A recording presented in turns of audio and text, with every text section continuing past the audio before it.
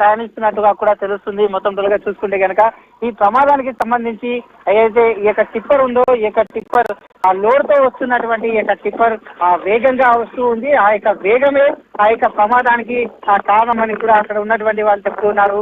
హుటాహుటిన సంఘటన స్థలానికి స్థానికులు చేరుకున్నారు. స్థానికులు చేరుకుని అయితే దాన్ని మొత్తం కూడా అక్కడ ఉన్నటువంటి క్షతగాతులను అందరినీ కూడా అయితే మొత్తం ఈ యొక్క ఆసుపత్రికి తరలించేందుకు స్థానికులు కూడా ఇచ్చేశారు.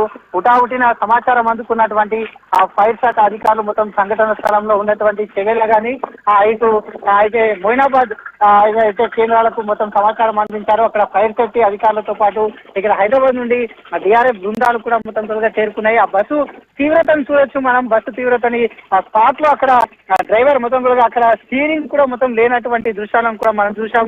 ఇటు ఏదైతే ఈ యొక్క లారీ ఉందో మొత్తంగా ఈ యొక్క లారీని చూసుకుంటే కనుక ముందు భాగం మాత్రమే డ్యామేజ్ అయింది. డ్రైవర్ స్పాట్ లో చనిపోవడం జరిగింది. అయితే వెనక ఏదైతే ఉంటుందో అది మొత్తం కూడా అయితే ఇనుముతో చేయబడింది కాబట్టి దానికి ఎలాంటి డ్యామేజ్ కాలేదు. అదే లోడ్ తోనే వెళ్తున్న క్రమం లోపల భారీగా ఢీకొడం చేతనే ఆ యొక్క ప్రమాదం జరిగిందని తెలుస్తుంది. అయితే ప్రమాదం మొత్తం త్వరగా చూసుకుంటే కనుక ఆ భారీ ఎత్తున ఆ ప్రమాదం జరగడం చేత అక్కడ ఉన్నటువంటి యొక్క కంకర్ ఏదైతే ఉంటుందో ఆ కంకర్ మొత్తం త్వరగా కూడా ఈ దాంట్లో డంప్ కావడం జరిగింది.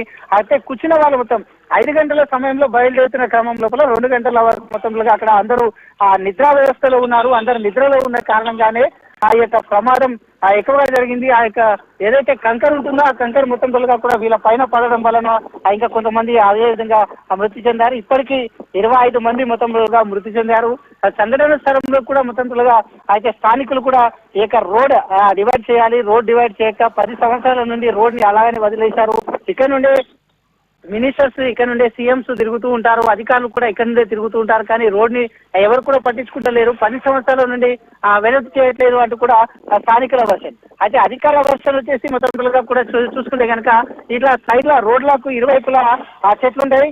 ఐదు చెవెల దాటిన తర్వాత చెవెల నుండి మొత్తం టోటల్ గా వికారాబాద్ వరకు కూడా ఈ రోడ్ కు ఇరువైపులా చెట్లు ఉంటాయి. ఆ చెట్లను కూడా తొలగించాలి. అయితే యాక్సిడెంట్లు నివారించాలంటే చెట్లను కూడా తొలగించాలంటూ కూడా స్థానికుల నుంచి వస్తున్నటువంటి అయితే వస్తున్నటువంటి డిమాండ్. ఈ యొక్క దాన్ని చూసుకుంటే కనుక ఇటు అధికారులు చెప్తున్న వర్షన్ మాత్రం అయితే పర్యావరణ శాఖకు సంబంధించింది.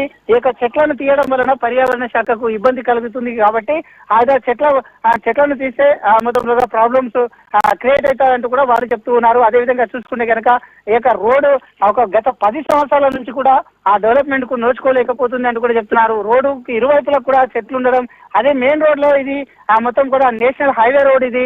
అదే 4 రోడ్ల కూడలిగా ఉండాలి. దీన్ని విస్తరిస్తే మాత్రం 4 రోడ్లు అయ్యే విధంగా ఉండాలి. కాకపోతే ఇది గుంతలమయంగా ఉండి మొత్తం కూడా పెద్ద పెద్ద గుంతలు ఉన్న క్రమం మీద మనం చూస్తున్నాం. అయితే ఎవరైనా కొత్త వాళ్ళు వచ్చారంటే మాత్రం ఆ యొక్క గుంతలు ఎక్కడ ఉంటాయో తెలియకుండా అయితే మొత్తం కూడా తీవ్రంగా